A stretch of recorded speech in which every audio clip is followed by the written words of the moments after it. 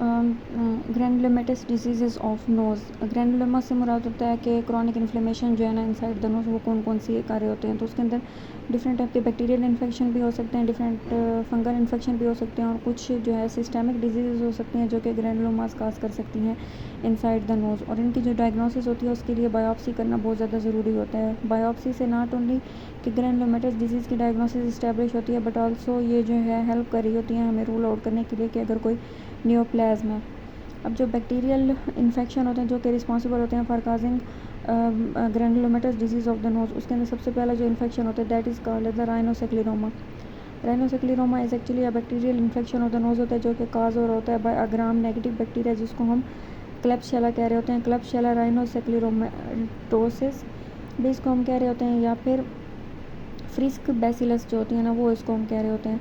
अच्छा, अब ये जो राइनोसेक्लेरोमा होता है इसके अंदर होता क्या है, एक तो ये होता है कि ऑल ओवर वर्ल्ड प्रेजेंट होता है। इंडिया में नॉर्दर्न पार्ट में मेनली प्रेजेंट होता है, साउथ में इतना ज़्यादा नहीं होता। पैथोलॉजी इसकी क्या होती है, डिजीज़ जो होती है ना वो नोज़ से होती हुई, ठीक है, नेसोफेरिंग्स को इन्वॉल्व करती है, ओरोफेरिंग्स को इन्वॉल्व करती है, फिर लेरिंग्स में जाएगी, सब ग्लॉटिक रीजन में जाएगी, ट्रेकिया ब्रोंकाई, यानी कि सब पार्ट्स जो होते हैं ना वो इसके अंदर इन्वॉल्व होते हैं। और दोनों एजेस किसी भी एज में होती है और दोनों सेक्सेस के अंदर इक्वली होती है।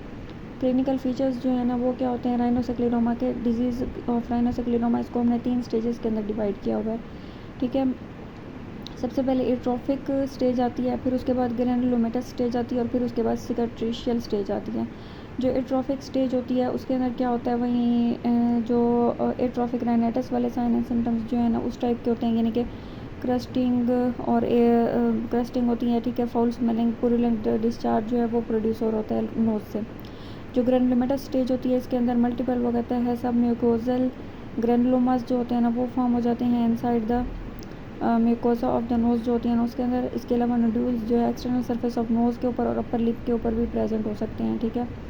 सिकाट्रिशियल स्टेज जो होती है ना, ये सिकाट्रिशियल स्टेज इसमें क्या होता है कि अच्छा, ये जो ग्रैनुलोमास होते हैं पेनलेस होते हैं और नॉन अल्सरेटिव होते हैं। सिकाट्रिशियल स्टेज के अंदर जो है एडियंस बन जाती हैं नोज़ के अंदर। जब एडियन बनेगी तो नेजोफेरिंग्स, ओरोफेरिंग्स, सब ग्लॉटिक रीजन हर जगह पे ऑब्स्ट्रक्शन होगी, रेस्पिरेटरी डिस्ट्रेस भी हो सकता है, और अगर नोज़ के ऊपर बन जाए तो उसकी वजह से डिफॉर्मिटी भी डेवलप हो सकती है नोज़ पे। अब डायग्नोसिस इसकी किस तरह से, डायग्नोसिस के अंदर मोस्ट इंपॉर्टेंट जो होती है राइनोसेक्लेरोमा के अंदर बायोप्सी हम करते हैं। बायोप्सी के अंदर क्योंकि वो कहता है ग्रैनुलोमा डिजीज़ होती है तो इन्फिल्ट्रेशन इसके अंदर हुई हुई होती है, वहीं प्लाज्मा सेल्स की, लिम्फोसाइट की, इओसिनोफिल्स की, और इसके अलावा 2 इंपॉर्टेंट सेल्स होते हैं माइक्यूलिक सेल्स और रसल बॉडीज़। ये मेन डायग्नोस्टिक हमें प्रोवाइड करी होती हैं फॉर राइनोसेक्लेरोमा। जो माइक्यूलिक सेल्स होते हैं these are large foamy cells, ठीक है, सेंट्रल न्यूक्लियस और वाइक्यूलेटेड साइटोप्लाज्म होता है, उसके अंदर का ये बैसिलस जो होता है ना वो प्रेजेंट होता है। जो रसल बॉडीज़ होती हैं ये एक्चुअली होमोजेन इओसिनोफिलिक इंक्लूजन्स होती हैं, प्लाज्मा सेल्स से मिलकर बनी हुई होती हैं। पॉजिटिव ऑर्गेनिज्म को हम बायोप्सी मटेरियल से सेपरेट करके इसकी हम जो है ना अलग से कल्चर भी इसको हम कर सकते हैं।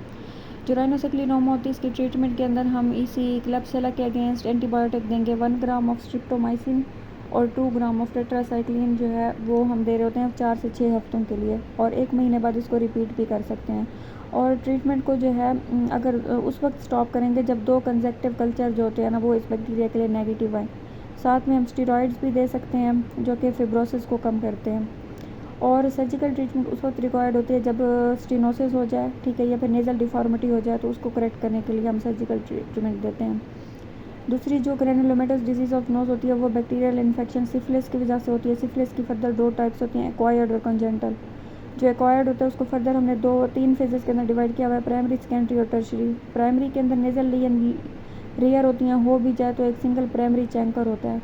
सेकेंडरी सिफिलिस भी रेयर होता है, लेकिन अगर हो जाए तो rhinitis like sign and symptoms आते हैं, क्रस्टिंग और फिशरिंग ऑफ वेस्टिब्यूल हो जाती है, ठीक है, और साथ में जनरलाइज्ड बॉडी सिम्टम जैसे कि रैशेज, लिम्फेडिनाइटिस वगैरह डेवलप हो जाते हैं।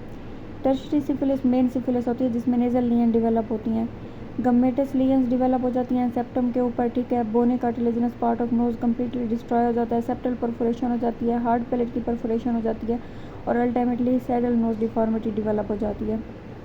जो कॉन्जेंटल सिफिलिस होता है उसकी 2 फेजेज़ होती हैं, एक अर्ली फेज़ होती है, दूसरी लेट फेज़ होती है। जो अर्ली फेज़ होती है वो फर्स्ट 3 मंथ्स के अंदर हो जाती है, और इसमें मेनली नेज़ल स्नफल्स होती हैं, यानी कि नेज़ल डिस्चार्ज प्रोड्यूस होता है, फाउल स्मेलिंग होता है, और क्रस्टिंग और फिशरिंग ऑफ वेस्टिब्यूल हो जाती है अपर लिप भी। लेट स्टेज जो होती है ना वो टर्शियरी सिफिलिस से रिजेंबल करती है और इसमें जो है एक तो गमेटस लीजन डेवलप हो जाती है नोज़ के अंदर, दूसरा इसकी वजह से कॉर्नियल ओपेसिटीज़, डेफनेस और हचिनसन टीथ भी डेवलप हो जाते हैं बच्चों के अंदर। डायग्नोसिस सिफिलिस की VDRL सीरोलॉजिकल टेस्टिंग से और biopsy with the special stain जो कि डिमॉन्स्ट्रेट कर रहा होता है मेट्रिपोनीमा पैलिडम।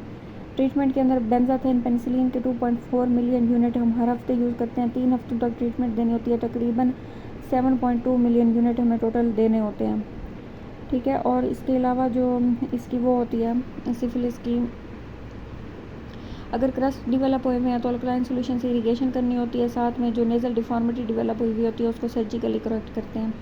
कॉम्प्लिकेशन ऑफ सिफिलिस हम वहीं पहले पढ़ के आए हैं, एक तो नेज़ल क्रस्टिंग डेवलप हो जाती हैं, सेकेंडरी एट्रोफिक रेनाइटिस डेवलप हो जाती है, दूसरा सेप्टल परफोरेशन, हार्ड पैलेट की परफोरेशन और सैडल नोज डिफॉर्मिटी डेवलप हो जाती है।